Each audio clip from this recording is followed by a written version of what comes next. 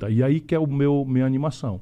Eu te dei aqui alguns exemplos, porque eu quero que as pessoas saibam que é possível ter saída. O problema é o mais grave da história.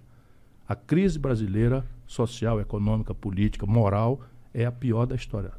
Eu conheço a história brasileira por dedicar-me a estudá-la e vivi a história brasileira por dentro 40 anos agora. Eu era jovem deputado no Tancredo Neves, que vem para redemocratizar o Brasil. Então eu conheço muito esses personagens todos. Nunca houve uma situação tão grave, tão complexa, tão ameaçadora do fim da nacionalidade brasileira como nós estamos vivendo hoje. Porque também a exigência internacional agravou-se muito. Se você olhar o padrão da disputa da China com os Estados Unidos, economia do conhecimento, tecnologia, não é?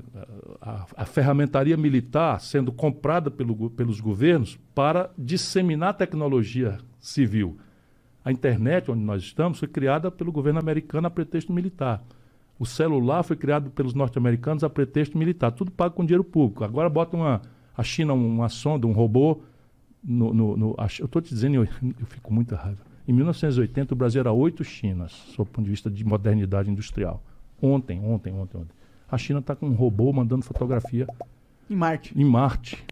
E nós aqui estamos precisando importar máscara de proteção da China.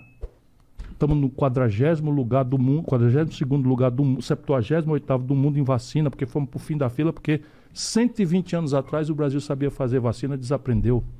Bolsonaro está gravando tudo isso, mas não foi ele, não. Isso foram os 30 anos de desmonte. Em 1980, 1/3 da riqueza do Brasil era indústria.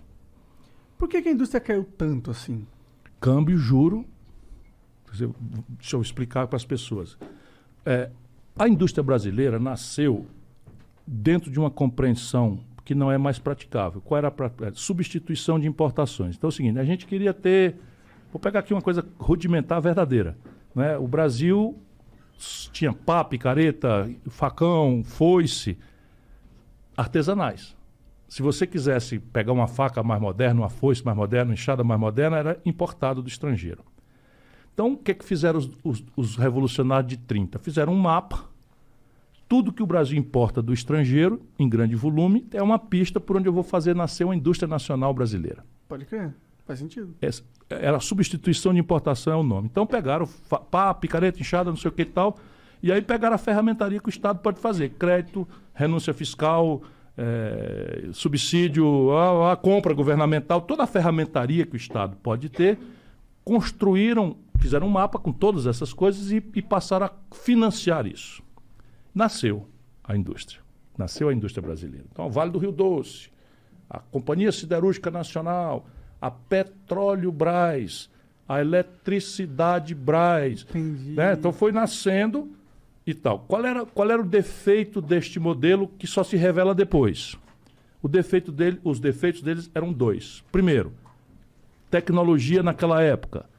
Era muito lenta a sucessão da tecnologia. Então, eu podia perfeitamente imitar uma tecnologia holandesa, alemã... Que só ia mudar daqui 10 anos. Daqui 15 anos. Então, eu ficava mais ou menos em empate com eles, né?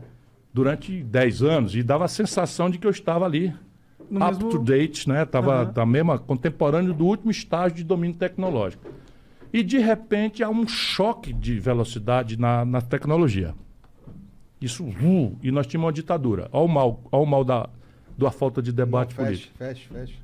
Tu vai pegar uma... O mal da falta do debate político. Nós tínhamos uma ditadura quando isso começou. Acelerou a tecnologia. Qual era o outro defeito? O conflito político e econômico de gerar o dinheiro para pagar isso foi tangenciado. Por quê? Trata-se do mesmo conflito contemporâneo. Cobrar de quem pode pagar mais para financiar as políticas que interessam estrategicamente ao conjunto da nação. Os poderosos não deixam fazer. E na época, o que eles fizeram? Ora, eu tenho aqui um atalho. Eu vou financiar isso não com esse conflito político de cobrar mais e tal, até porque era uma base capitalista rural, capitais baixos, era a oligarquia do café, da cana-de-açúcar, semi-escravista e tal, que depois substitui escravo por migrante, italiano, japonês. Enfim, esse grande estado de São Paulo, e o Brasil, e o Rio Grande do Sul, e Minas, etc. Então, eu vou fazer um puxadinho. Qual é o puxadinho? Eu vou tomar dinheiro emprestado. Era louco isso? Não, não era. Por quê? Porque o dinheiro emprestado nessa época, durante 30, 40 anos, era um dinheiro de muito longo prazo e muito barato. Tudo isso está explicado aqui, né? Então, danaram a tomar dinheiro emprestado barato, prazo longo e juro baixo, e abrir Brás.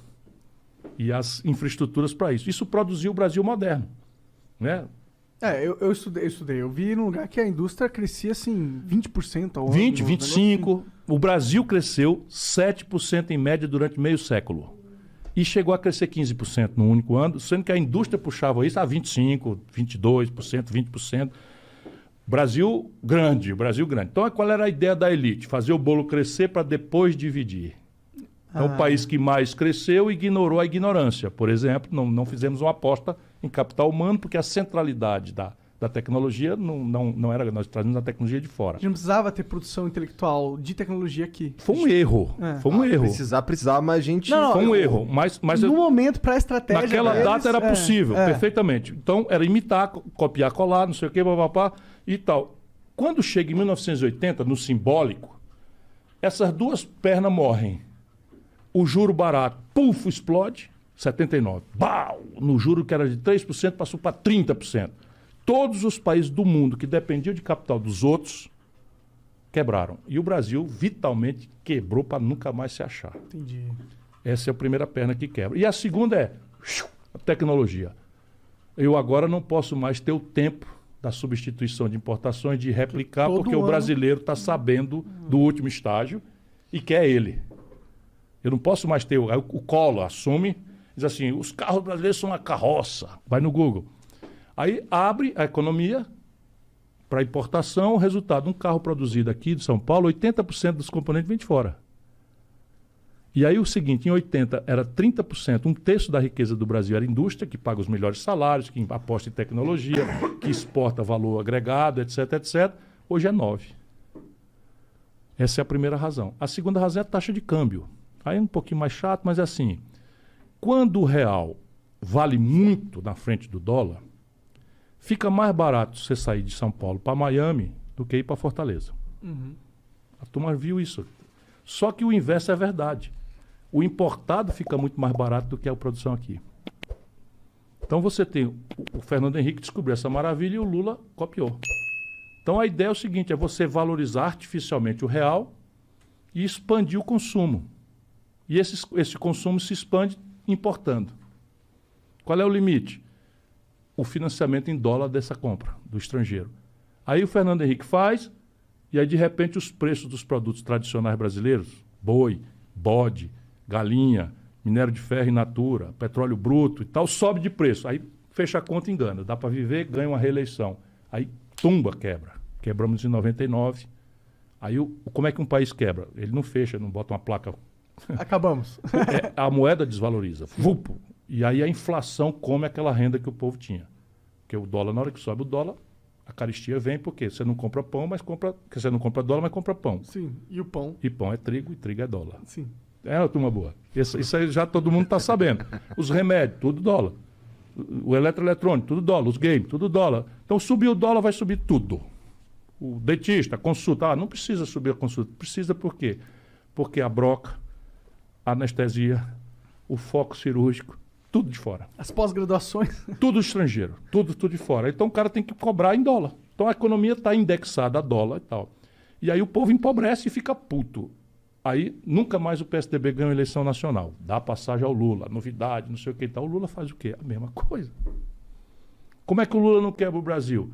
130 dólares um barril de petróleo.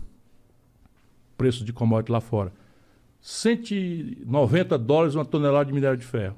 Aí o Lula vende minério de ferro, petróleo, não sei o que, vai para lá fora e paga a conta da farra, do consumo, que fica o cara popular pra cacete. Tal. De repente, pobre pode andar de avião. Sim. E eles dão um valor danado, picanha, cerveja. Fora tal. o crédito, né? Expandiu o crédito de 15% para 55% do PIB. E tudo bem, vamos lá, vamos consumir, mas e a produção? Definhando, porque o que facilita a compra destrói a competitividade da produção.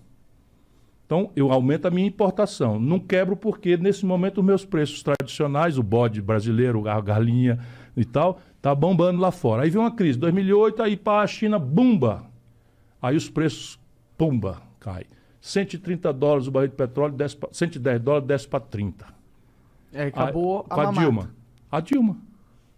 Então era o mesmo partido, a mesma turma votou na Dilma porque o Lula é o cara. Não mudou as estratégias, não mudou o caminho. Só muda a perfumaria, é o mesmo modelo.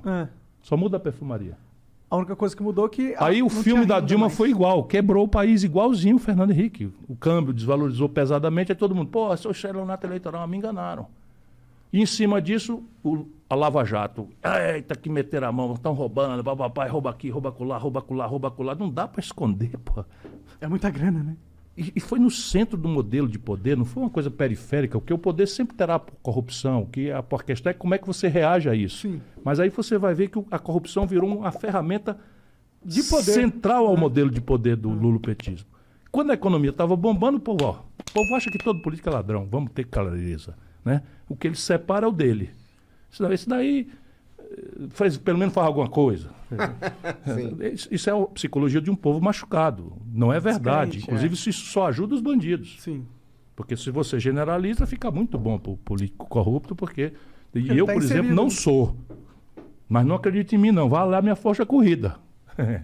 Todo mundo tem que olhar a folha corrida, saber de onde é que o cara foi processado, suspeito, não sei o que. Tem que olhar. Muita injustiça, tem injustiça. Eu nunca fui nem para ser absolvido.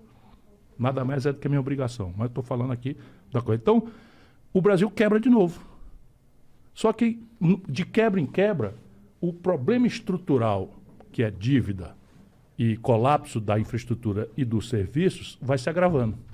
Só para vocês terem uma ideia, para não ficar muito mais chato, porque eu já estou. Não está chato, não. Para manter a infraestrutura... Chato, esquece essa palavra hoje. Para manter a infraestrutura do país, portos, aeroportos, estradas... Enfim, para manter a energia, vai dar bode agora. Todo mundo se prepare que vai dar bode. Vamos pagar mais caro a conta de luz aí. Para começar 20%, mas vai faltar energia. Vai faltar energia. Muito provavelmente nós vamos ter racionamento. Hora de instalar um teto solar aí, galera. Quem puder, por favor, faça. Porque, além de ficar muito caro, vai faltar energia. Vai faltar grave aqui no Sudeste. Grave, grave, grave. Então, porque somos canalhas, rapaz. Não tem plano de nada, não tem projeto de... Vocês já repararam? Esqueça se você é a favor ou contra a privatização. Esqueça, por favor. Vocês já repararam que faz 50 anos que a turma fez um monte de coisa e faz 30 anos que a turma só vende e não faz nada no lugar. Esqueça se isso é bom ou ruim. Mas fizeram a Petrobras, fizeram a Eletrobras, fizeram a Telebrás, fizeram a estrada, fizeram não sei o que e tal. Nunca mais fizeram nada e só vendem.